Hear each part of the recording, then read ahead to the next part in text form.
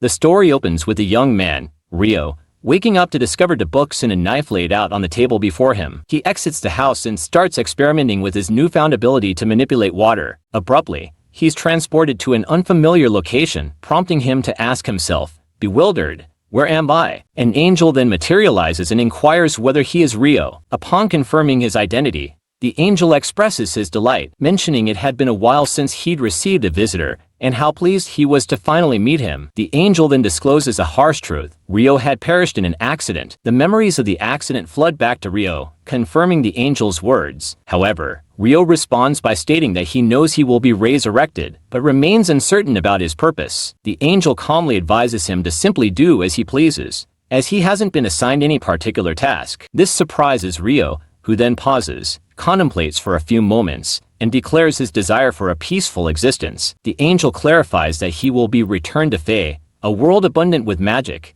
where roughly a fifth of the population possesses magical aptitude. He informs him that he will wield water-based magic, due to its compatibility with him, and in accordance with his wish for a quiet life, will be sent back to the Rondo Forest. The angel indicates that there's sustenance located inside a small cabin, sufficient for approximately 2 months. Ryou is taken aback that the food is preserved within an ice structure, but the angel explains that this serves as a defensive measure, warding off monsters from the provisions. Once settled in his new abode, Ryou immerses himself in the monster books, seeking to familiarize himself with the creatures. He's astonished that despite being written in an unfamiliar language, he comprehends them effortlessly. Venturing outside, he commences practicing his water element abilities, reasoning that he might activate his powers merely by visualizing them, without the need for verbal incantations. Returning inside, he proceeds to fill a bathtub with water, but its temperature matches that of the surrounding air. He then wishes for the water to be warmer, longing for a hot bath. Going outdoors, he gathers firewood in an attempt to start a fire, but his efforts prove futile, leaving him physically drained. He reclines on the ground and resumes thinking. He retrieves a bowl of water and attempts to freeze it, but this also fails. He reflects on the difficulty, realizing he needs to understand how to create ice. He also hopes he could cast an ice spear spell. He concentrates on compressing the water to eliminate its heat,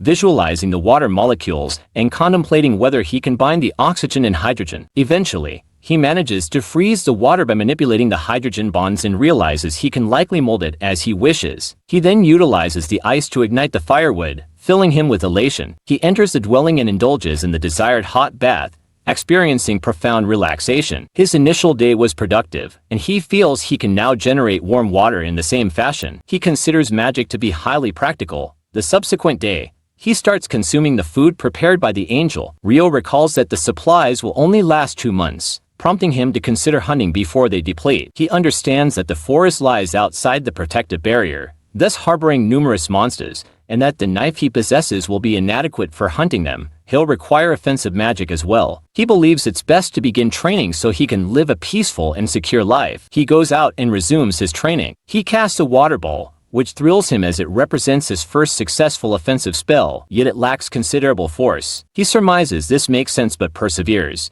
noting he has a few more ideas. He recognizes the inadequacy of the water ball and decides to try a water gun, hoping it will prove more effective. He narrows the opening to produce a high-velocity stream, but upon release, the stream fails to reach the tree, resulting in a feeble impact that leaves him dispirited. He revisits the angel and seeks guidance on the correct application of magic. The angel elucidates that the basis of magic lies in imagination, and that one must possess a precise concept of the intended outcome, followed by the accumulation of experience over time. Ryou goes back to the forest and uses his magic as the angel suggested, noticing a distinct improvement. He enters his house and successfully fills the tub with hot water by using the reverse of the ice spell. The following day, he begins practicing, conjuring ice from the air, which succeeds, albeit slowly, indicating progress. This leads him toward his aim of offensive ice magic. He conjures an ice spear but struggles to propel it far. He observes that launching it isn't as simple as launching water, but he resolves to practice it until he perfects it. Just as he mastered launching water balls, he attempts again to launch ice arrows but fails after significant exertion, feeling as though he's about to faint from excessive mana depletion. He re-enters his house and attempts to ignite a fire, but fails due to the lack of sunlight, posing a new challenge. The next day, he resumes his training with the ice arrows. After several days, he manages to form an ice arrow but cannot launch it effectively. Instead, he crafted a spear and ventured out. He moved to the area of the forest outside the barrier, where there were also footprints of enormous creatures. He approached the river and spotted a piece of flint on the bank, thinking he could now create a fire even after dark. Now he needed to gather some medicinal plants, and the day's trip would be a success. All of a sudden, a massive creature showed up behind him. Ryou detected it, pivoted, and found himself paralyzed with fear at the sight of a wild boar. He stood still, unable to move. The boar then charged. As it drew near, Ryou recalled his accident and dodged just before the boar could strike him. The boar attacked again, but Ryou told himself that even if he couldn't move, he could still employ his magic. He used his ice magic in the boar's path, causing it to lose its footing and fall. He then summoned ice arrows, which the boar collided with, ending its life.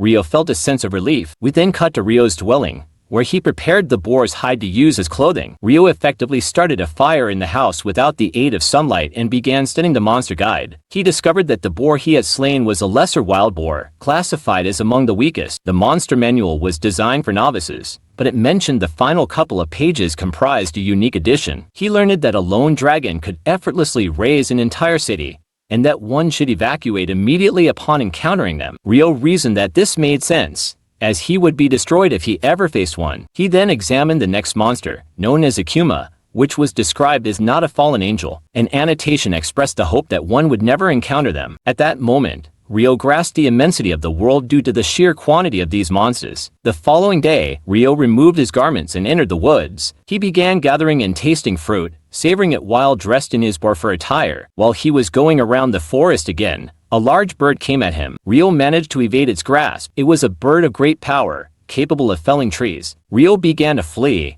obstructing its path with sheets of ice. He figured this bird employed a subtle form of magic offensive wind, but its primary weapons were its charge and the strikes of its sharp talons and beak. He couldn't escape it. Ryou stopped and shot some water arrows at the bird, but it dodged every one of them. As it closed in, Ryou erected an ice barrier to prevent injury, causing the bird to crash into it and plummet to the ground. Ryou drew closer, aiming his weapon at the bird, but it swiftly took flight, presuming Ryou intended to kill it. While airborne, Ryou observed a wound on the bird's eye, which caused it to veer away from Ryou's trajectory. Ryou lay on the ground, realizing that a tranquil life was more challenging than he had anticipated. As night fell, he found himself lost in the forest, having lost his bearings while fleeing from the bird. He started walking, believing he was on the correct path, but then he saw a lake with a headless body and a horse, which surprised him. The next day, Ryou was again moving through the forest, continuing to fell monsters with his ice arrows and using his spear to catch fish. He went back to his home and put aside a stock of fish, then started practice with his ice sheets. He went to the river and dove deep, running into a huge octopus that pursued him out of the water. He then used his water magic to split stones and felt happy that he succeeded. He imagined that if he used magic to make the ice harder, it would be used as an abrasive material. He thought he was mastering his magic. We cut back to the headless body, which Ryou was confronting. Ryou told himself the monster guide mentioned nothing of Dullahan monsters and thought it must be too advanced to be in the beginner's book. He didn't care and attacked, landing several blows but missing. The monster hit Ryou with a strike and almost finished him off with the next one, but Ryou dodged. He thought he had it. Ryou was struck and knocked to the ground. He felt exhausted and thought he had no chance left. But there was a reason it came to this place every night. He saw that this monster wanted to tell him it would train him until he reached the required level. The monster then showed him a sword made of water, which astonished Ryou. It approached and gave it to him. Ryou thought it was asking him to master it well. He took it, surprised, and the monster then went away. Ryou moved to the forest again and faced the bird once more. He saw the scratch on its eye, but its color had become darker. He wondered if it had evolved. The bird launched a wind attack, but Ryou blocked it by creating ice barriers. He was surprised when the barriers were destroyed. He ran, blocking its attacks until the bird attacked him. Ryou created ice barriers, but the bird shattered them. Ryou kept creating ice barriers and also tried using ice arrows, but they didn't hit the bird at all. The bird got rid of the ice barriers using its sound power and attacked, but Ryou dodged, amazed by the bird's evolved power. Ryou then took a lightning-fast attack that threw him to the ground. The bird was about to snatch him with its talons, but Ryou blocked it with a sword. The bird appeared behind him and launched a wind attack, but Ryou blocked it well. The bird flew high, preparing to attack and dive quickly, but Ryou stabbed the bird with his sword, causing it to fall. Ryou approached, thinking it had come back for revenge because he had wounded its eye. He asked it to help him in his quest for progress and said he wanted to become stronger. He thanked it for making him feel better. He pulled a part of the sword from the bird's body and told it he knew it had evolved to pay him back in kind. but he would finish it here and show it respect. A dragon appeared in the sky and landed in front of Ryou, which surprised him. He was surprised again when the dragon spoke to him. The dragon told him it had been a long time since he used telepathy and wasn't sure if it worked. Ryou wondered about telepathy. The dragon asked if he had met a bird that had evolved from a killer hawk. Ryou said he had and asked, "It wasn't your subordinate, was it?" He told him that if it was his subordinate, he was sorry for killing it. The dragon understood he had finished it off and told him it was amazing work. Noticing he was carrying a rare weapon, Ryou showed him the weapon, and the dragon told him that this weapon belonged to the king of the fairies, and since he gave it to him, Ryou must have done something worthy of possessing it. Ryou wanted to ask the dragon several questions. The dragon said he had to go. Ryou told him he knew that, and that he appreciated everything he had told him, but before the dragon left, he asked for its name. The dragon told him his name was Lone and flew high. Ryou never expected to talk to a dragon, and that he expected anything in a fantasy world like this. We then cut to the angel, who thought he had overlooked something. He saw that Ryou had a hidden advantage, but he was puzzled by this because the last person who had this advantage was a girl he had sent to another world 10,000 years ago. But in Ryou's case, his hidden advantage is eternal youth. Ryou journeyed to the shoreline, intending to gather some shellfish, only to be taken aback by the grim spectacle before him. Two soldiers lay prone, victims of an attack by one of the aquatic beasts rumored to dwell in the area. Their ship had been shattered, leading to their unfortunate demise by drowning. A faint groan reached Ryou's ears, causing him to jump. A change of scenery brings us to Ryou's humble abode, where one of the wounded soldiers had been carefully transported. The soldier regained consciousness, instinctively clutching a necklace of considerable importance. Disoriented, he questioned his whereabouts before venturing outside to explore his unfamiliar surroundings. Suddenly, Ryou materialized behind him, startling the soldier, who had been unable to detect his presence and struggled to describe him due to his simple attire. He inwardly remarked that this wasn't the individual he was expecting to confide in about the incident. The soldier, identifying himself as Abel, conveyed his gratitude for the rescue. Ryou, however, downplayed his role, stating that he had merely provided shelter in his home. He then somberly informed Abel that he was the sole survivor of his company. Abel admitted their involvement in smuggling activities, urging Ryou not to concern himself with them, a revelation that caught Ryou off guard. Overcome by hunger, Abel gratefully accepted Ryou's offer of food and conversation, acknowledging its benefit to his recovery. Following this, Ryou introduced himself. Abel inquired about spare garments, only to learn that Ryou possessed neither robes nor the materials to create clothing, and furthermore, lacked any sewing skills. He hesitated to ask if Ryou could purchase some, realizing that if Ryou possessed the means, he would likely have already secured his own necessities. Regretting his potential insult, Abel considered the absence of a nearby town or community. It dawned on him that Ryou likely procured his sustenance through his own efforts, prompting him to inquire about the knives used in hunting. Ryou clarified that it served dual purposes: self-defense and the preparation of his catch. He then demonstrated his ability to conjure water, identifying himself as a water mage, an act that filled Abel with awe. Abel mentioned that only about half the population could perform this, even in the more developed central territories. He himself lacked this ability, a detail that surprised Ryou, who recalled the king stating only 20% could do that. Subsequently, Abel requested Ryou to escort him back to the coast, seeking to investigate something. As they walked towards the shore, Abel wondered if Ryou possessed a staff, a common accessory for mages, but Ryou revealed he did not. Abel silently chided himself for making another assumption based on Ryou's apparent poverty, assuming he had no more than his staff.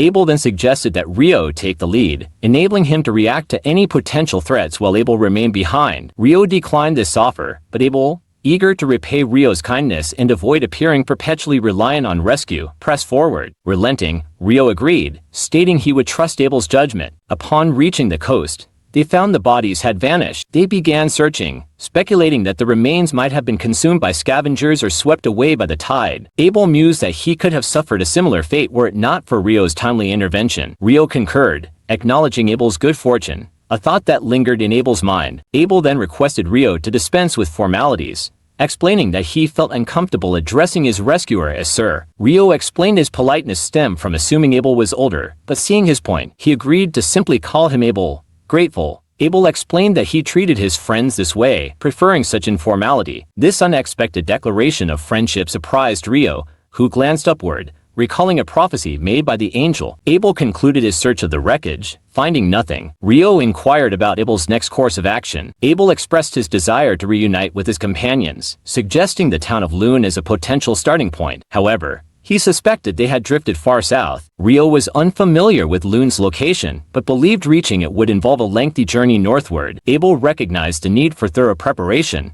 then inquired if Ryou would consider joining him. Taken aback by the sudden invitation, Ryou hesitated. Abel implored Ryou to consider his plea, emphasizing his need for guidance in this unfamiliar territory. Lacking both knowledge of his current location and the route to Loon, Ryou agreed, but requested time to prepare, proposing to depart the following day, and confirmed he would serve as his guide, an offer that delighted Abel. He extended his hand in gratitude, and the scene shifted back to Ryou's dwelling. After streamlining his simple existence, he resolved to introduce some excitement into his life. Re-entering the house, he informed Abel of his intention to bid farewell to someone. Abel was surprised that he was going to say goodbye at this time, but Ryou explained that he only saw this person at this time and wanted to inform him that he would be gone for a while. Abel advised Ryou to exercise caution, suspecting he was visiting someone dear given his earlier comment about living alone. Ryou then sought out the Fairy King, informing him of his departure the following day. Expressing gratitude for his life-saving assistance, he proclaimed that this would be their final contest.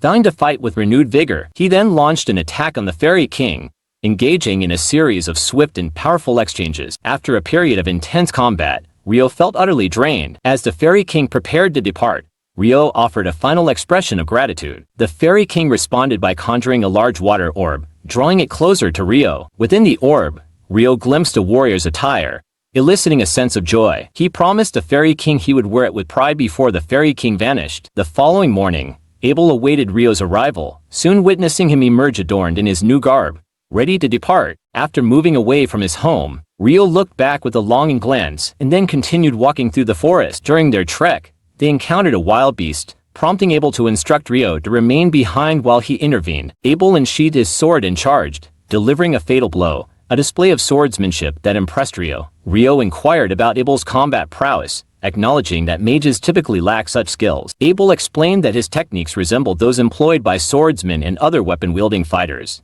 a concept Ryou understood. As night descended, they sought refuge in the branches of a tree. The next day, they resumed their journey until they reached a lake teeming with lizards. Abel, considering their formidable aquatic capabilities, suggested taking an alternate path through the forest. As they progressed, Ryou sensed the lizards approaching and alerted Abel. Abel recognized the need for preparedness, and that Ryou would supplement his efforts with magic given the sheer number of adversaries. As Abel moved to warn Ryou about his lack of a staff, Ryou unleashed a flurry of ice arrows, decimating the lizards. He then warned Abel of a larger contingent approaching. After eliminating the remaining lizards, Abel inquired about the nature of Ryou's spell. Ryou identified it as a water spell capable of conjuring ice arrows, but Abel was astonished to see Ryou creating 4 arrows simultaneously. His prior experience led him to believe arrows were cast individually. Unlike Ryou, this was what he knew about the wind wizard he knew, but Ryou thought that things might be different with wind magic, but it was normal with water magic. Abel found it strange, but didn't care and asked Ryou to keep moving. However, Ryou showed him a cup of water, saying they needed to drink before moving. Abel was surprised again and asked Ryou why the spell he cast earlier, create water, had changed now. This surprised Ryou,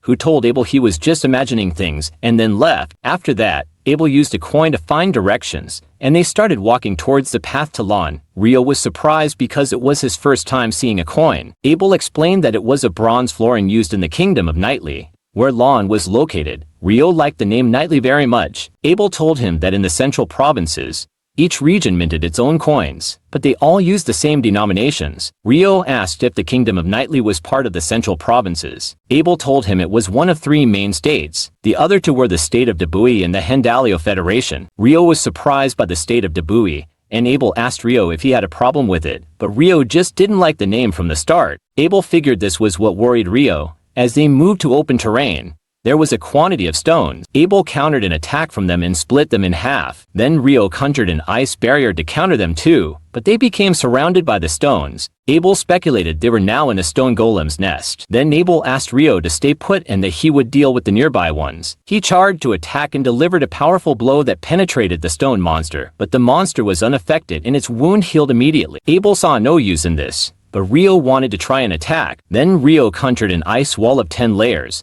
which eliminated the stone monsters. Ryou found kinetic weapons very terrifying. Abel, greatly astonished, asked Ryou, "What was that?" Ryou told him he had dealt with 2 monsters and would use the same spell on the rest of the monsters. Then they approached one of the monsters, but it didn't move and had a magic stone. Ryou saw that this was now theirs, a spoil of war for them, and he wanted to collect them from the other stones too, but this was not possible now. Then they moved to another place, and on their way, there was a huge hippopotamus. On the way to the hippopotamus, there was a group of wyverns, but the hippopotamus prepared well for the wyverns, and the wyverns delivered several blows to the hippopotamus. But the hippopotamus unleashed sound waves on them that eliminated them, which amazed Abel and Ryou. Ryou was very excited about this. Then night fell upon them, and they lit a fire. Abel was surprised by the anti-magic spell the hippopotamus had cast, and that he had heard of such an effect from dangers in the abyss. Ryou was very interested in the abyss and wanted to discover one of them, but Abel told him he was lucky because there was an abyss in Lan in the central provinces. Ryou was annoyed that this had been kept from him, but this was not Abel's intention at all, as he didn't know Ryou was interested in the abyss at all. Ryou asked Abel,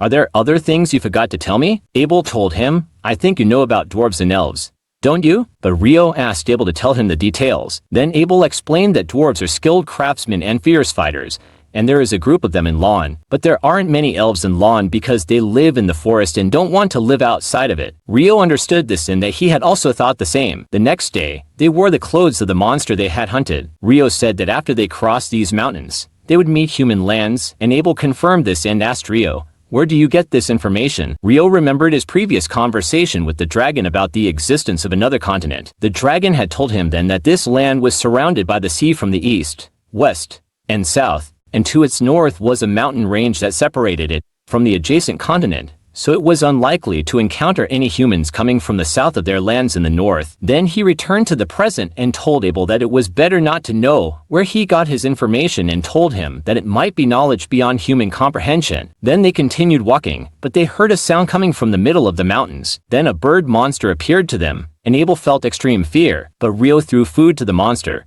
and Abel did the same, which led the monster to pick up the food and fly away. Ryou was pleased that they had succeeded in this, and so was Abel. Then they continued moving, but Abel saw that this monster left an unforgettable impression on them, and Ryou thought they would have been in danger if they had fought it. But Abel saw that humans were not created to fight such monsters, and there had been no reported encounters with behemoths and griffins for centuries. He believed there was something wrong in this place, but Ryou felt that Abel was hurting him with his words and saw that humans were the ones who didn't make enough effort. But Abel wondered why they should make enough effort. For what? Then they were in the north, and Ryou thought the wyverns came from the north until they found some of them, but Abel didn't want this and wondered what they would do.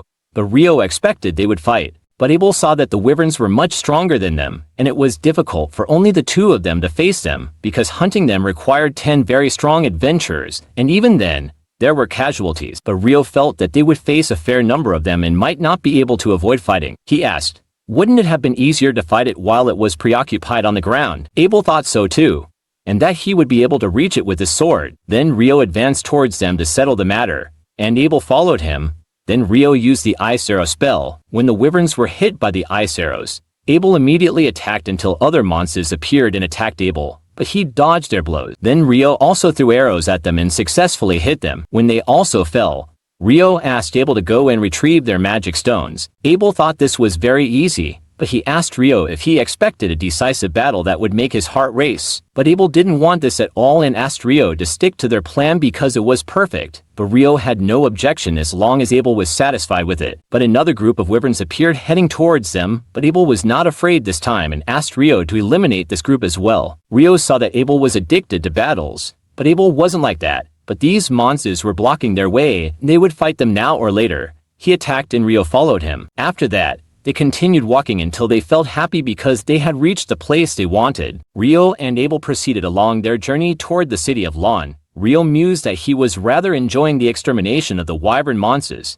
but Abel cautioned him to maintain quiet, as it would be preferable to avoid further encounters, regardless of their accumulation of stones. An unexpected reward of sorts. They paused to ascertain their precise location, with Ryou expressing a hope that they weren't near Depoi. Abel reassured him that such a scenario was unlikely, as they were considerably further north than the kingdom, a notion that put Ryou at ease. Abel found Ryou's aversion to Depoi somewhat curious, but Ryou clarified that it wasn't the town itself he disliked, but rather its designation. Abel then pointed out a road stretching east to west, and, gazing toward the mountains at his side, indicated that following this path would lead them to the town of Kailati. Ryou was elated at the prospect of a nearby town, confessing a strong desire for a comfortable bed. Abel had thought his companion was simply eager to dispatch more wyverns, but Ryou clarified that the two desires were separate. They resumed their trek, Abel admitting to a need for a rest himself, along with a craving for the town's reportedly delectable cuisine. They eventually made their way to the tavern. Abel suggested that Ryou register at the Adventurers Guild, explaining that a guild card served as proof of identity and could waive entry fees in various cities and countries. Upon their arrival here, Abel had vouched for him and covered the expense with silver coins. Ryou joked that Abel's expenditure of a silver coin essentially meant he was now in Abel's service,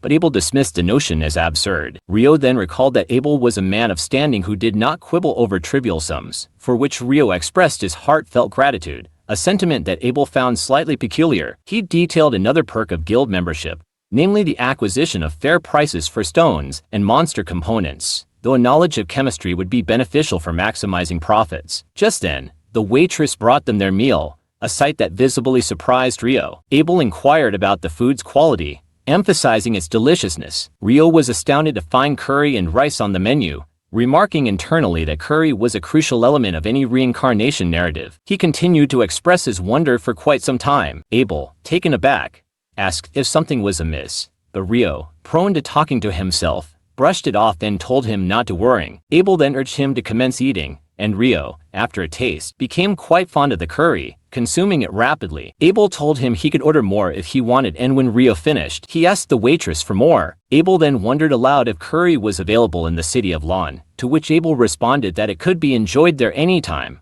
in abundance, a revelation that brought Abel pleasure, as he liked that Ryou was enjoying the curry. The following day, they journeyed onward, Ryou expressing his genuine enjoyment of the curry, which pleased Abel. Ryou, however, suspected that Abel was keeping yet another secret, and questioned if there were any other significant details he hadn't divulged. He then confessed a love for sweets, urging Abel to reveal the location of the sweetest town, a place renowned for its confectionaries. Abel said he would consider it, and they resumed walking. They then reclined on the ground, consumed some sustenance, and continued afterward. The city of Lan came into view, prompting Abel to identify it as the city nestled amidst wheat fields. As they approached the city's perimeter, the city guard recognized Abel and expressed his surprise at seeing him. Abel greeted him in return, and the guard remarked that Abel had been reported missing. Abel confirmed that he had, indeed, been absent, but was fortunate enough to have been revived thanks to Ryou. The guard then expressed his gratitude to Ryou for saving Abel, shaking his hand firmly. Abel presented the guard with another metal coin to facilitate Ryou's entry into the city, and showed him his guild card. The guard welcomed Abel and inquired if he would be heading directly to the guild. Ryou was pleased that Abel was returning to his home. Upon entering the city, Abel determined that their first order of business should be to register Ryou at the guild. He mentioned that Ryou would likely begin at rank F, though with the endorsement of an adventurer ranked B or higher, he could potentially start at rank E or D. Ryou assumed that Abel held a rank superior to B and felt a sense of pride at this thought. But Abel wasn't sure about this. He explained to Ryou that as his rank increased, he would be eligible for more challenging and lucrative missions, recommending that he pursue such opportunities, as he would undoubtedly require the funds. Ryou asked if these items were truly valuable, but Abel clarified that they were far rarer than Ryou imagined, and selling them all at once might destabilize the market, though he was confident that the guild leader would devise a solution. They arrived at the guild and went inside, eliciting gasps of surprise at Abel's reappearance. Happiness spreading throughout the assembly of adventurers, they hurried over to welcome him effusively, demonstrating the extent of his popularity, a sight that amazed Ryou. However, he moved aside to avoid impeding anyone's progress and kept to himself until Abel was finished. He encountered one of the women who regarded him with intense curiosity, noting that his attire resembled that of a fairy king, an observation that had caught her eye. She told him that it surely had his approval and declared him an intriguing character. She soon departed, citing unfinished business, but expressed her hope for a future encounter. Abel emerged from the guild,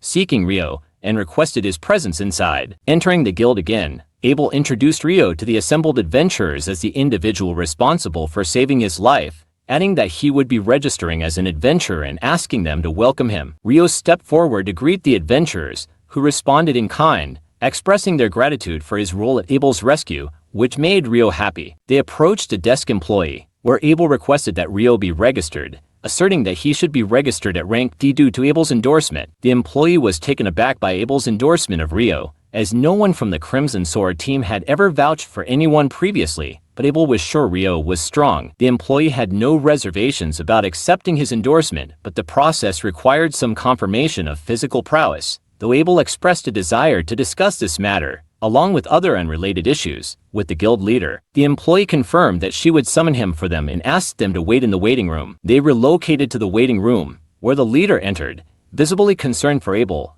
he expressed his relief at Abel's well-being, and Abel apologized for causing him such worrying. Though the leader claimed that the lack of news from Abel had nearly given him a heart attack, he asked, "Is this the mage?" Abel introduced Ryou to the leader as his savior. The leader introduced himself to Ryou as Hugh and thanked Ryou for rescuing Abel, but Ryou downplayed his involvement, stating that he had simply been in the right place at the right time. Abel then requested that the guild leader register Ryou and elevate his starting rank, an endorsement that Hugh readily accepted. He said Ryou must prove his strength, but Abel warned him against it, because Ryou was far stronger than himself. Surprising Hugh, Abel then presented the stones they had gathered during their journey. Hugh was surprised to see that the green stones indicated the wind element due to their size and vivid coloring. He inquired with surprise, "Are they from wyverns?" Abel's confirmation only increased his astonishment, and he noted that such a quantity would typically require a substantial number of soldiers, if not an entire army. Abel was unconcerned, as they had hunted these wyverns south of the Mountains of Doom, which surprised Hugh. Ryou was taken aback to learn that those were the Mountains of Doom, and Abel explained that after discovering the road to Kaylati, he understood where they were. He added that he had traveled through these mountains, and Ryou felt that the name sounded ominous, but Hugh pointed out that few people ventured into the Mountains of Doom and emerged alive, and that ordinary citizens and adventurers alike avoided them without compelling reason. And now they were saying they had crossed them? Abel then pressed Hugh as to whether this constituted sufficient proof to elevate Ryou's rank, which Hugh deemed more than adequate. The remaining members of Abel's team arrived to check on him, and Abel thanked them for their concern. Hachiro stated he would depart, as Abel had numerous discussions to conduct with his companions, and he instructed the employee to deliver Ryou's registration documents to his office for completion. Abel stopped him and said he would wait in the reception because he had something to show him. Ryou accompanied Hugh to his office, and Hugh explained that these were Abel's comrades, the other members of the Crimson Sword team that Abel had joined, the most popular and accomplished in town. Ryou entered the office and asked Hugh if he would be registered at rank D, but Hugh said he knew Abel's skills,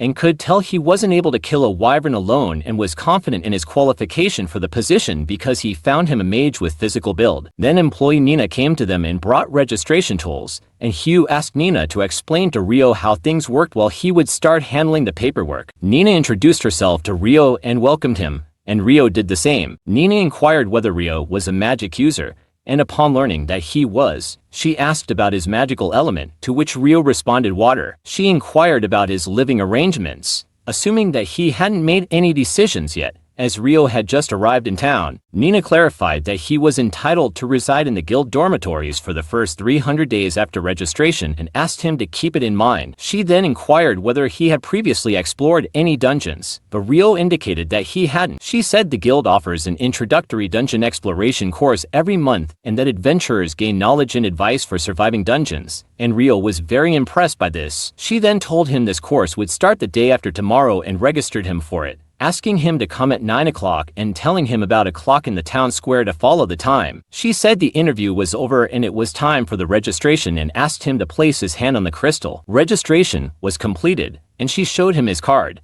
confirming he was officially registered. Nina left, and Hugh felt a great sense of relief, as the atmosphere had been somber since Abel's disappearance, and his return was a cause for celebration. They were indebted to Ryou for his role in bringing him back, and they should now spread the news of Abel's return. Ryou approached Abel and inquired about their next destination, but Abel was going to withdraw the money he owed for accompanying him and wanted to buy clothes and a staff for Ryou after arriving. Ryou felt very grateful for him and wondered why the staff. Abel expected that Ryou, being a mage, didn't use one, but Ryou told him he could use magic without one and could also fight with a sword. Abel was surprised that Ryou could use a sword, but didn't have one, and Ryou showed it to him. Abel was taken aback that this was a knife, but Ryou wanted to ask Abel a question because he realized he had things he didn't know and wondered what those things were. Ryou went to sit alone and discovered that clothes were measured in centimeters, that a day was 24 hours, a week was 7 days, and a month was 30 days. Based on this in the curry, It couldn't be mere coincidence. Someone else must have been here or reborn. Abel approached him,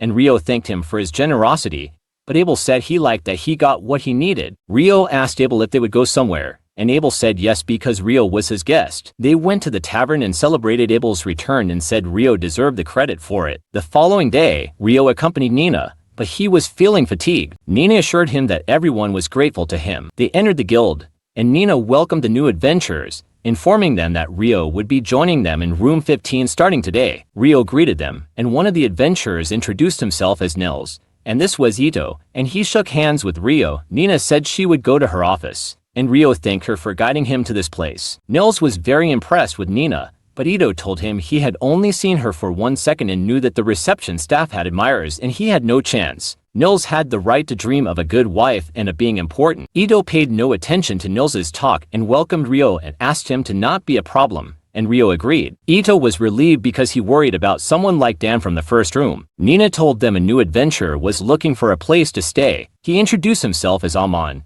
and Nils said he didn't seem to be of age, but Amon said he had just turned 16. His whole family had died, and he decided to become an adventurer, so he came to this town, and Ito expected this was the case for most people here. Nina told them Amon would also attend the dungeon exploration course tomorrow and could go with Ryou. Ryou moved to welcome him. The scene shifted to Abel and his team, where Lin was unhappy with the decision for Ryou to join. She said Ice Wall, a form of water magic, was thin enough to break with a wind sword, and he said his body was tough, which was impossible. Abel told her that's what he did. Lin said magic can be cast closely and didn't say he materialized a spell, but from a distance. Lin said that was impossible in basic knowledge, but Ryou asked Lin to calm down and said Abel had told them. Lin thought that Ryou wasn't qualified to join them and the wyvern thing was nonsense. Abel said if he looked at it, she was right, but he was sure of what he saw. Ryou said only the famous flame sorcerer was able to do this, but Abel said the rumors about the flame sorcerer that he can burn 1,000 soldiers, turn wyverns into ashes, and wipe out a town with one spell and that comparing them was exaggerated. Ryou said that if Abel said everything was true, then Ryou was strong, and they would die if he opposed them. Lin said the worst scenario was for him to join the Empire, but Abel said this would never happen. Ryou was surprised he was so confident, and his confidence was from the name of the Depoi Empire, which shocked them. The story shifts to Ryou's room with his friends, and they were happy. A few days later, with their accelerated course in basic dungeon exploration now complete, Ryou and Amin were informed by their instructor that they'd be entering the dungeon's initial level that very afternoon. Amin was clearly anxious regarding the prospect of venturing into a dungeon. Ryou advised him to take it easy, pointing out that excessive worrying beforehand would only leave him drained by the time they actually arrived. The instructor then opened the floor for questions. Ryou inquired if there existed any means of instantaneous travel to previously cleared levels. The instructor showed surprise at this question, noting that this was knowledge usually possessed only by seasoned adventurers. He explained that certain southern dungeons did offer instant travel between checkpoints, but the dungeon of Loon lacked any such feature. Following that, the instructor guided all the students to the dungeon situated at the city's heart. He clarified that the city had, in fact, been constructed around the dungeon itself, and that every few years the monster population within underwent a sudden surge, sometimes leading to monsters reaching the surface. He emphasized that the walls surrounding the dungeon served to protect the citizenry, but reassured the newcomers that the likelihood of a major monster incursion was currently minimal. Soon, they arrived at the dungeon's first floor, a safe haven devoid of monsters. The instructor gave everyone the freedom to explore the level, under the condition that they remain in close proximity to the entrance. Ryou and Amin paired up, and before long, Ryou detected a monster closing in on them. He told Amin to attack while he restrained the creature, and the boy nervously unsheathed his sword. Moments later, a monster ant appeared, instantly identified by Ryou as a soldier ant. Thanks to his reading, he instructed Amin to target the monster's neck while he immobilized it using ice lances. Ryou successfully pinned the monster down, allowing Amin to sever its neck without much difficulty, securing his first kill. Overjoyed, he watched as Ryou extracted the ant's magic stone as a memento of their initial successful monster encounter. Later, over dinner with their roommates, they recounted their first dungeon experience. Their roommates were impressed by their defeat of a soldier ant. Amin stressed that he had only landed the final blow, with Ryou responsible for most of the work by holding the ant still. He then expressed his desire to return to the dungeon the following day, although he was hesitant to go alone. Ryou offered to accompany him, as he also wanted to further explore the dungeon, troubled by the appearance of a monster on the first floor despite the instructor's assurance that there were none. Ito mentioned hearing reports of soldier ants appearing on both the first and second floors recently, puzzling the boys as to the cause. Just then, Abel walked in, stating that soldier ants could dig their way up, surprising the boys who were seeing the town's most famous adventurer up close. Ryou, in his usual straightforward manner, greeted Abel, who then jokingly requested the boys to look after him, as he was lacking in common sense. Nils immediately stood up straight, introducing himself to Abel as his biggest fan, aspiring to become a renowned adventurer like him one day. He requested a handshake, and Abel kindly obliged, advising him to work diligently but to prioritize survival above all else. Ryou then asked Abel what brought him here so late, and he replied that he had just returned from a recent mission. At that moment, his party entered, the girls visibly annoyed that he had come here rather than reporting to the guild master. He explained that he was simply assisting some beginners in need of guidance, but Lin, the lowly, ordered Warren, Shaq's lost son, to take him away. The large man lifted Abel onto his back as he protested loudly. Lin then fixed a jealous stare on Ryou, making him uneasy. He inquired as to her intentions, but the priestess, Laya, intervened, telling Lin to stop it before apologizing to Ryou for the disturbance. As they departed, Ito and Nils began gushing over them, but Ryou couldn't understand what they found so impressive about that group. Simultaneously, Laya chided Lin for staring at Ryou, but Lin retorted that she was merely curious. As Abel frequently praised his magical abilities, Laya admitted to her own curiosity, but Abel assured them that they would soon witness Ryou's true potential. The following day, Ryou and Emin returned to the dungeon, encountering monster dogs this time. While Ryou used ice lances to immobilize the dogs, Emin displayed surprising skill with his sword, taking down several of them. During a break afterward, Ryou commented that Emin's swordsmanship reminded him of Abel's. Emin explained that his teacher had been an old man named Kiro, who had learned sword fighting at a prestigious school in the capital. Ryou speculated that Abel might have studied at the same school, seeing potential in Emin to become a strong fighter as well. Emin was impressed by Ryou's understanding of swordplay, despite being a mage, and Ryou explained that he had trained with a mentor, developing his own fighting style. He then noted that Emin's style appeared to be exhausting but also very safe, and that he simply needed to improve his stamina. He recalled that Abel made a habit of practicing his forms first thing every morning during their travels, which served as a testament to the need for even the most talented individuals to work hard. Emin was motivated by this,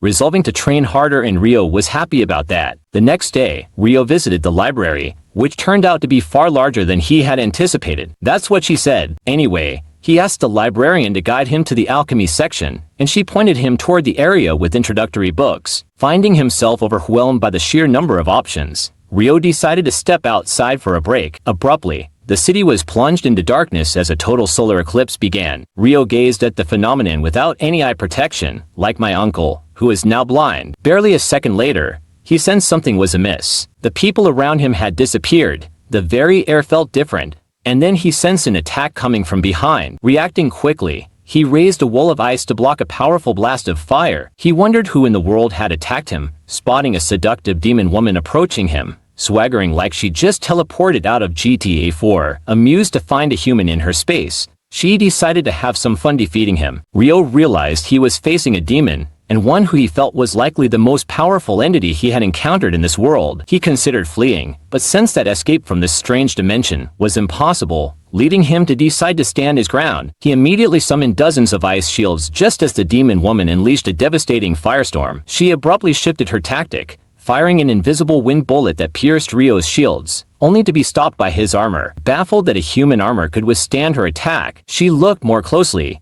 Noticing that Ryou was wearing the Fairy King's robe, she concluded that he must be a formidable mage to possess such equipment and the power to withstand her attacks. Deciding to take him down with her sword instead of magic, Ryou drew his ice sword and parried her strike. He maintained a defensive stance as the demon woman pressed him back, proving to be much faster than him, as he barely dodged a blow to his face. He decided to go on the offensive, launching hundreds of icicle lances at her, but the demon nimbly dodged them all, not noticing that the solar eclipse was nearing its end as she was wasting her time playing around. Meanwhile, Ryou realized that she was enhancing her speed with wind magic. She then lunged at him for the final blow. Ryou was able to defend against it with relative ease, realizing that even though the demon was fast, her strikes were nothing compared to the headless knight who trained him. The demon, on the other hand, was impressed and asked who the hell he was to have the fairy king's robe as well as his sword. She conjured a firebolt to attack him, but Ryou instantly extinguished it with an icicle lance. This angered the demon,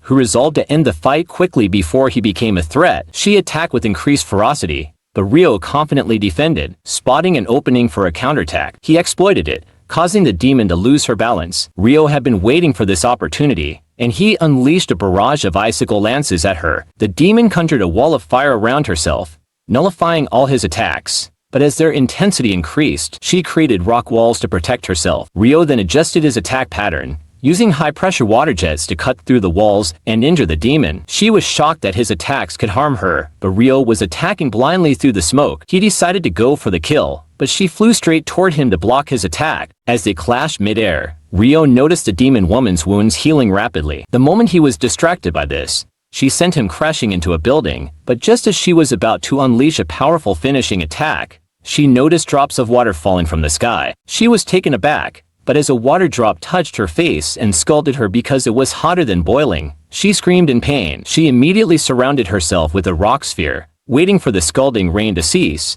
While Ryou climbed down, suddenly, the demon woman unleashed a powerful burst of flame magic, destroying everything around her. She walked menacingly toward Ryou, but by now, the eclipse was nearly over, and her sword disintegrated as sunlight touched it. The demon declared that they would not be able to conclude their fight this time, and Ryou told her to leave already. She didn't seem to mind his attitude, introducing herself as Leonor and asking Ryou for his name. He told her his name, even though he stated that he did not want to know anything more about a demon. Leonor was surprised that Ryou knew about demons, and she thought that she should have done all she could to kill him instead of enjoying their fight. She then informed Ryou that they would fight again in the future, but it was possible that he would encounter another demon before then. She warned him not to be killed by anyone else because she would be stronger next time and finish him off herself. Ryou was shocked by her words, but the eclipse ended, and everything returned to normal, leaving no trace of the battle. Ryou felt very strange and decided to buy some books and get some rest. He went to the bank to withdraw some money he got from selling Thevern magic stones,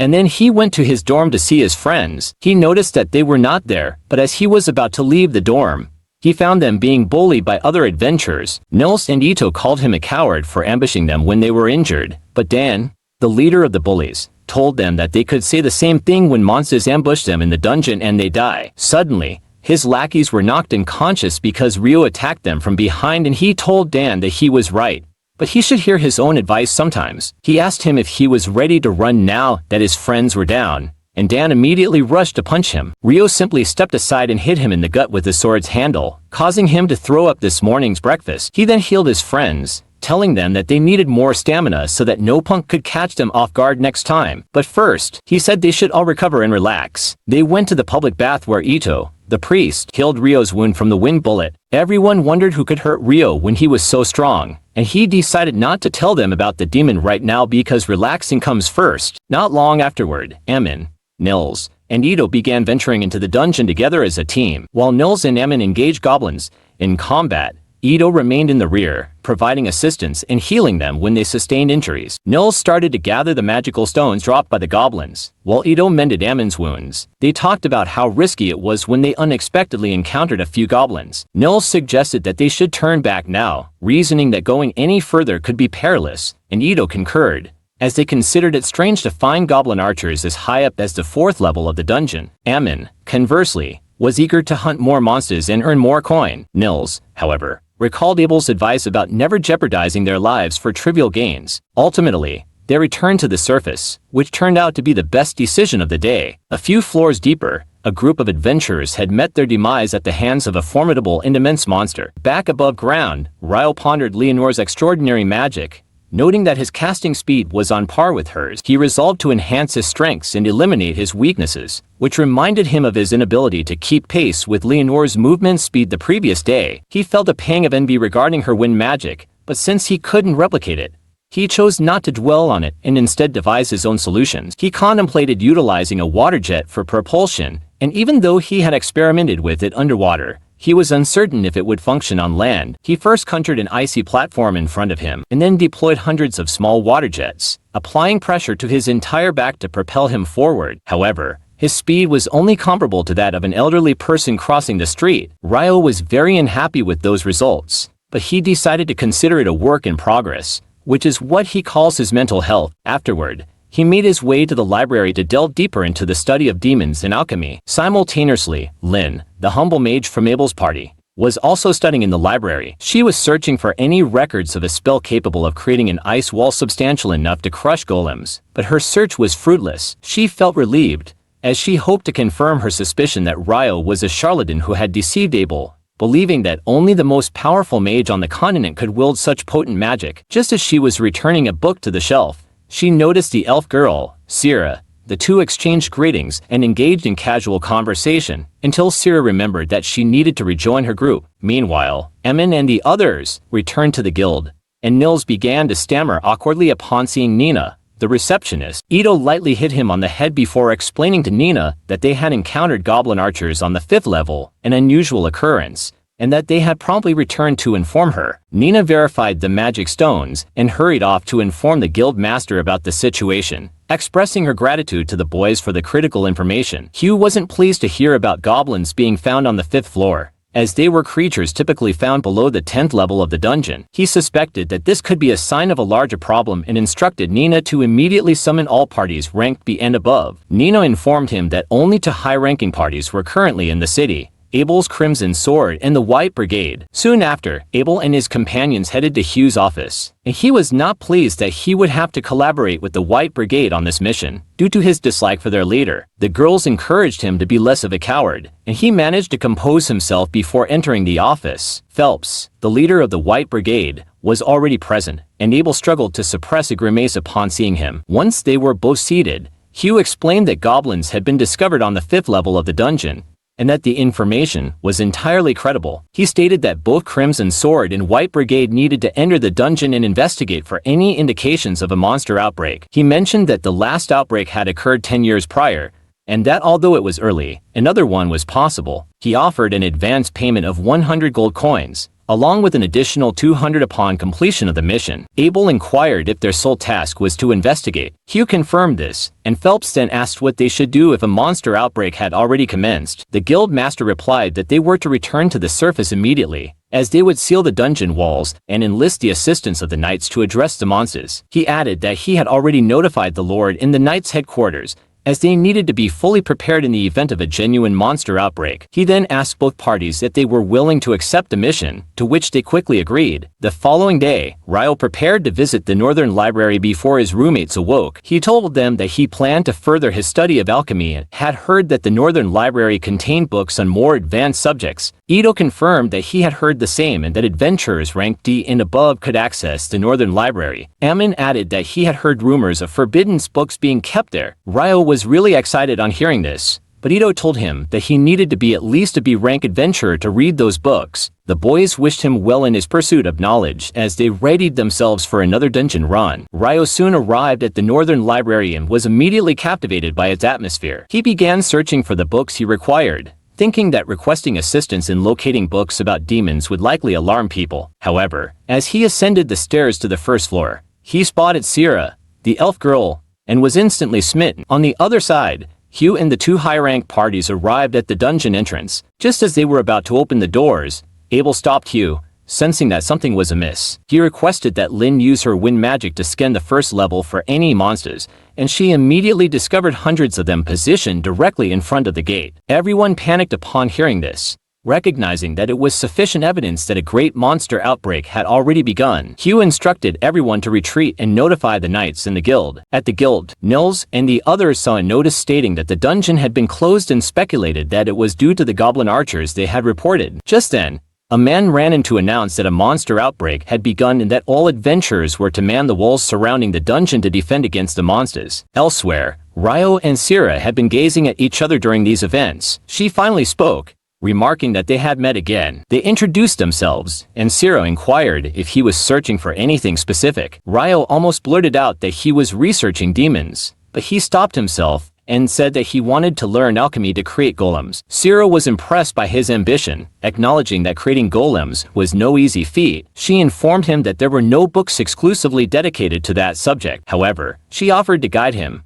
as she could suggest books that would be most helpful, claiming to know almost everything about the library. They began discussing books and adventuring, and Sierra revealed that she was the sole member of a B-rank adventurer party called Wind. Ryou mentioned that a friend had told him that there was only one elf in the city, and Sierra explained that elves typically avoided humans, but she was an exception. Meanwhile, all the adventurers in the city had reached the dungeon walls, and the monsters soon breached a fortified gate. Hugh ordered everyone to unleash their magic and arrows, initiating a fierce battle against the goblin horde. The knights arrived soon after, and the situation appeared to be under control, but Hugh was worried due to the larger number of monsters compared to the previous outbreak. In the meantime, Abel's party ran out of arrows, but then Nils delivered a barrel full of arrows, along with a message from Hugh instructing his party to eliminate the boss monster once the wave of mobs subsided. Eventually, almost all the goblins were defeated, and Hugh ordered Abel and Phelps to lead their parties into battle. They jumped down from the wall, and Lin used wind magic to slow their descent. They advanced quickly, dispatching the remaining goblins before reaching the door and awaiting the boss. Soon, a goblin general emerged, and they assumed that everything would be resolved once they killed him. However, 2 more goblin generals followed him,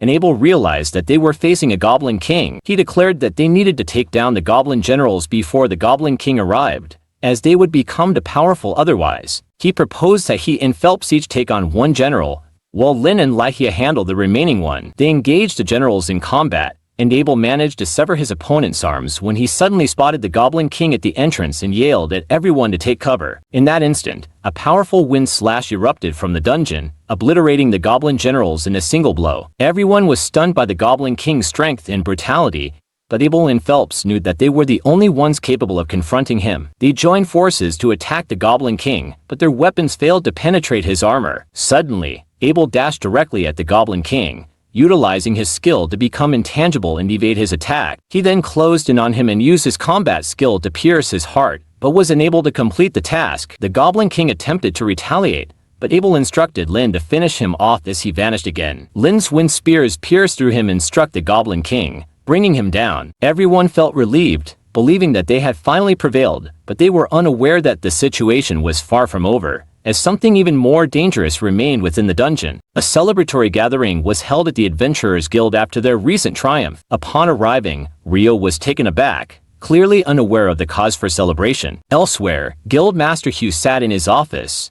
burdened with official paperwork, concerned about the imminent arrival of researchers from the royal capital to examine the events in detail. He feared this would bring more complications than the Great Tidal Boar itself. When Ryou finally learned from his companions that the Great Tidal Boar had been defeated without his knowledge, he questioned his role as the central figure. Nils eagerly recounted Abel's valiant deeds, emphasizing his ability to fight the Goblin King on even ground. Abel then joined his friends, Lin and Ryou, who had been searching for him. Lin showed some annoyance, noting Abel's recent preference for spending time with Ryou. Ryou playfully wondered if Ryou had become Abel's new favorite. Ryou perceived that despite the girl's smiles, there was underlying resentment, a desire to keep him away from Abel. Nevertheless, he maintained a friendly demeanor and engaged in conversation. This allowed Lin to inquire if he could genuinely conjure ice while far above the sky. Upon Ryou's confirmation, Lin asked whether he had modified an existing spell or created an original one, as such abilities were unheard of in this world. To her knowledge, Ryou was unfamiliar with the term original spell,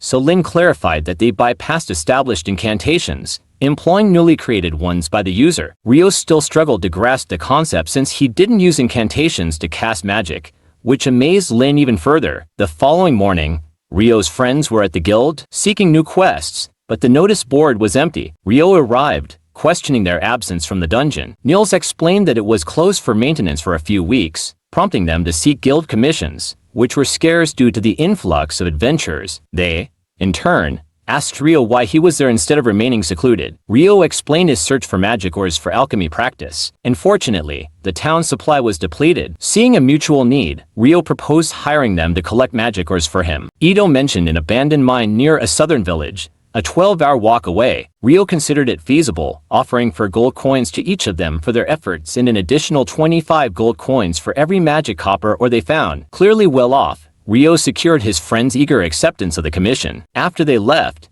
Ryou went back to his room and overheard a disturbance outside. Looking out the window, he saw a group of knights harassing a young girl, threatening to take advantage of her. accompanied by maniacal laughter. A local adventurer tried to intervene, but the leader of the knights decided to eliminate him first. However, as he drew his sword, he slipped and fell to the ground, attempting to rise.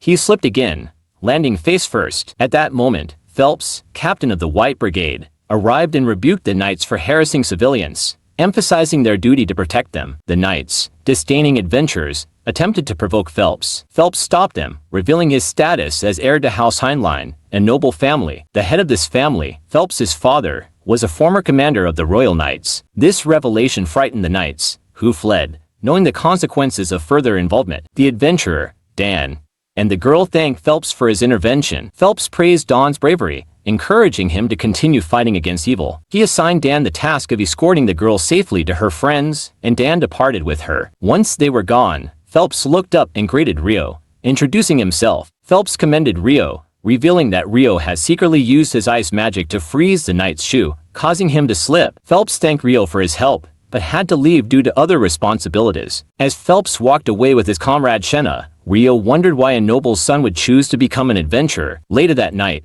Ryou was having dinner alone when Abel came and disturbed his peace. As soon as Abel sat down at his table, Ryou made it clear that he wasn't going to pay for Abel's meal. Ryou continued to joke around, asking Abel about his love interest and mentioning how he's noticed Lin gets jealous every time she sees them together. Abel clarified that Lin is only romantically interested in Warren, his other party member, so Ryou suggested Abel make a move on Rhea. Abel got shy, begging Ryou to stop saying these things so casually. So Ryou got a little more serious and asked Abel what he's doing here alone in the middle of the night. Abel replied that he's been given a job and doesn't want to do it alone, so he asks Ryou to come along. They left, and Abel explained that a team of investigators had been dispatched to the city, including an old acquaintance of Abel's with royal guards as personal protection. Some of these guards had entered the entertainment district, and Abel was tasked with retrieving them before they caused trouble. Ryou noticed the suspicious individuals who seemed out of place. Abel, also noticing them, quietly followed them into a dark alley, where they were suddenly ambushed. Ryou swiftly blocked the attack without even looking before knocking out all of the ambushers by dropping a giant ice block on their heads. Abel discovered an alchemy tool, piquing Ryou's interest. However, Abel refused to give such a dangerous item to Ryou and prioritized identifying the attackers. An ID card revealed them as C-ranked adventurers from Jackler, the capital of Handaloo. Abel didn't understand their motives. He tied them up, planning to hand them over to the town guard later. Meanwhile, Phelps was being trailed by the group of knights from earlier. Before they could attack, they were stunned and then incinerated. Shenna had eliminated them, with Phelps seemingly unfazed. A concerning issue arose when the Empire's investigation team entered the kingdom, led by Hilarion and Clive from the Royal Central University, to investigate the dungeon after the great tidal boar. Simultaneously, Ryou went to the dungeon and received surprising news. It was closed until further notice. Hilarion and his team were consuming the kingdom's supplies and wanted to reopen the dungeon. Hugh read a letter from the Emperor, designating Hilarion as a minister with authority over the kingdom's affairs after the war. Hugh disagreed with these decisions. Why take their resources and order the dungeon's reopening? They also wanted adventurers for this mission. Despite Clive's insistence that it was an order from above, Hugh found it unreasonable. Hilarion observed their disagreement and apologized for using the provisions, promising reimbursement. While Hugh appreciated this, he remained hesitant about the dungeon. When Clive insisted on reopening it, Hugh relented but stated that the adventurers and guild would bear no responsibility for anything that happened inside. Clive found this unacceptable. Hilarion offered to pay adventurers standard rates for investigating with them. Hugh warned that not all adventurers would accept the money and that the post-Great Tidal Boar dungeon was unpredictable. Ryou then went to the area where Abel's party was based. He waited near the door, and a young girl ran into him. She asked if Ryou was an adventurer and said she needed to reach the guild urgently, but Ryou needed to eat. She insisted on delivering a vital message. Ryou reluctantly took her to Abel, and she handed over a letter from Hilarion, inviting them to join the dungeon investigation team. Abel was concerned after reading it. Ryou mentioned the dungeon's closure. Abel said that a team of elite adventurers had disappeared in the dungeon after a great tidal boar incident. The team was led by a powerful leader, but their fate remained unknown, making people wary of the dungeon. Ryou was uninterested in the story, wanting only to eat. He left, and the girl watched him go. Afterward, the girl introduced herself as Natalie. Lin recognized her family name, linking her to a renowned water mage family. Lin asked if she knew of a mage conjuring a high water wall from a distance, but she hadn't heard of it. The others were surprised by Lin's continued interest in Ryou's abilities. Natalie was amazed that someone could use such magic, and they revealed that Ryou could do it. Abel instructed his party members to avoid fighting Ryou, as he believed they couldn't win. He also told Natalie to seek Ryou's help if they were unavailable. Ryou returned to his roommates, who told him about the dungeon's reopening. He said it was only for adventurers above D rank, but they could attend the briefing. The next day, Abel met with Hilarion and others to explore the dungeon. Hilarion gave him a mono-detecting tool, and they prepared to enter. Abel told his team they would only explore the first 7 levels and proceed slowly. Meanwhile, the others went to the briefing. Hugh informed the adventurers that only those above D rank could join the investigation. Lower-ranked adventurers could volunteer to supply the team. Before the briefing concluded, Ryou inquired about the color of the stones found in the monsters killed during the Great Tidal Boar, and Hugh stated that they were pale. Inside the dungeon, Abel and his party explored for days without finding anything. There were no monsters. As they pondered this, Clive and the Royal Central University team rushed past. Ryou overheard that they believed something was on the 38th level. Clive and his team hurried to their target level and discovered a black door. They were excited to be the first to find it. Clive set up his equipment and positioned his students around the door. When they released the magic, they all vanished. Natalie, monitoring their signals via a magic stone, suddenly lost contact and was shocked. The scene shifts to Abel and his friends, who have been transported to a location they never imagined. Arthur believes they've been thrown far away and are now in a completely unknown place. They immediately investigate the area to figure out where they are. They know the dangers that may lie nearby, so they caution everyone to be very careful. The sensation the man had earlier was likely teleportation. First, they need to find out where they are. His hypothesis was that the monsters of the Roar of the Depths had emerged from the 38th layer this time, but he was quite wrong. There's a high probability that that gate is the cause of all this. Depending on one's perspective, this could be a stroke of luck. It refutes the hypotheses of other researchers, and if he could solve the mystery of the Roar of the Depths, it would be the best possible outcome. With the results of this study, Clive Staples can secure his position as the next director of research. Looking back, he asks what's in the distance. There are several things walking towards them. The scene changes again to the surface, where everyone realizes that the people have disappeared. Suddenly, Christopher Brad from the University of Magic appears. As part of the investigation team and as a researcher who has been granted all rights by His Highness, he wants to know if anything unusual has happened in the dungeon. The man understands their position and notices a different organization. First, he will pass on the information he has. A few people have disappeared in the dungeon, along with the adventurers they hired in the city. They were supposed to explore the dungeon, but when he was about to enter the dungeon, the others disappeared before his eyes. The girl realizes it wasn't an artifact malfunction. It seems they have also confirmed the disappearance. The man realizes that the people disappeared on the 10th layer. Brad asks if there were any readings after the disappearance. The girl replies that there were, and it came from the 41st layer. The man would like to know why they are on that layer. In the past, adventurers only reached the 38th layer. Moreover, even B-level groups would have problems below the 30s. The B-level group, the Scarlet Sword of the City of Ruin, accompanied his research group, and there is a high possibility that they disappeared together. First, the man would like them to send a messenger to the Adventurers Guild. The guild master will probably be on the scene immediately. He would like them to tell him what happened. Soon after, Natalie ran away from the scene without saying anything. The scene changes to the guild leader. She explains that there was a problem in the dungeon and the research group disappeared. They are asking the leader to go to the entrance of the dungeon. The message is from Professor Christopher from the University of Magic. The guild leader is in shock that the research group has disappeared. He is even more frightened because Abel's group has also disappeared. The leader says he's going right now. All employees will be on standby. Only the communications people should go to the temporary agency in the dungeon. He doesn't want them to warn the adventurers. He only wants them to say that he will explain later. The scene changes to Ryou, who is,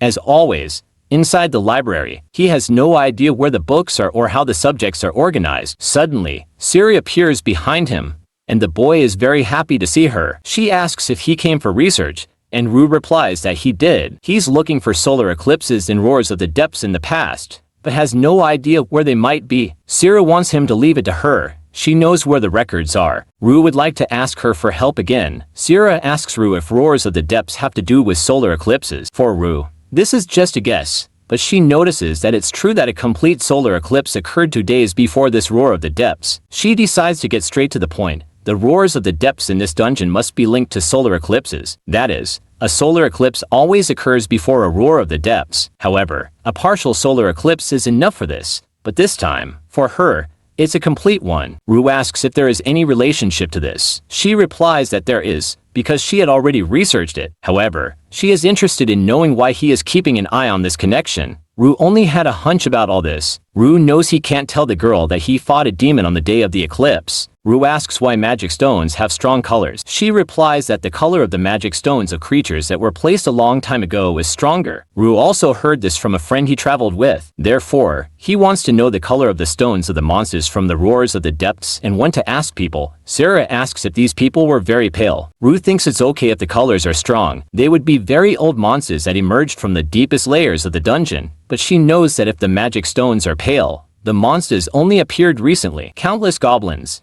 goblin generals, and a goblin king. It's not common for so many monsters to suddenly appear. To create so many materials, tremendous energy must have gone somewhere. The girl knows that there are so many mysteries in this that it ends up being very interesting. Ryou asks if she knows that the magic stones had pale colors. The girl replies that she is sure, as she has read records that said that magic stones from monsters from past drawers of the depths were also pale. But, as they are poorly preserved and are made of parchment, even most librarians don't know about it. Sarah asks if he wants to take a look. Ryou, excited, replies that he does and wants her to follow him. Arthur realizes that it was like a teleportation that he experienced in a dungeon in Western countries. Abel heard that there are dungeons where this happens, but to know for sure they need to know where they are. Arthur can't say. It may be another layer of the dungeon or a completely different place, but in any case, Abel knows that this may mean they were teleported. Arthur asks if the detector is working correctly. The wine magic of the detector was working correctly. He believes that the analysts on the surface send information about their location, so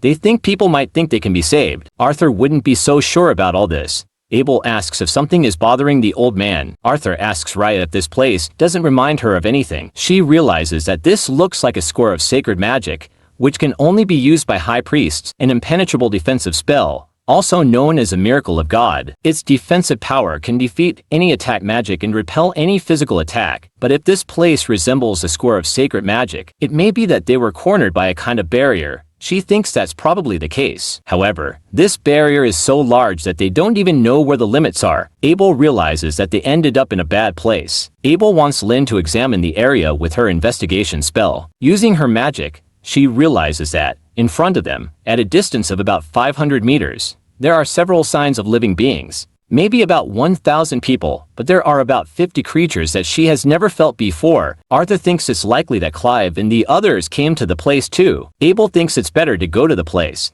It's best if they all go to them together. The scene changes to the guild leader who is talking to the same man as before. He explains that they went to the 40th floor. For a brief moment, they received a signal from there. The leader thinks this may just be a joke. Even if they participated with all the adventurers in the city, they will never get there. He knows that, in the end, there is no way to send rescues. The man explains that there is also the problem of not knowing why they disappeared. He knows that the same thing can happen again. The man laments, but in such uncertain circumstances, he cannot send his subordinates to the dungeon. That's what the leader thought until now. He also cannot expose the adventurers to such danger. All they can do is pray that they don't find any danger on the 40th floor. Meanwhile, a group of various mages are being defeated as if they were nothing. Soon after, several monsters appear so that they can finish the job, and now everyone is sure that demons really exist. The man only read about them in books, but they fit the descriptions perfectly. When they go to attack the demons, they're all being humiliated by the demons. They're being massacred and cannot even defeat one. Suddenly, Abel appears and wonders what's happening there. Realizing that they are demons, he understands that these beasts are enemies of God and the angels. Magic doesn't work against them. Humans cannot defeat them. Where they are,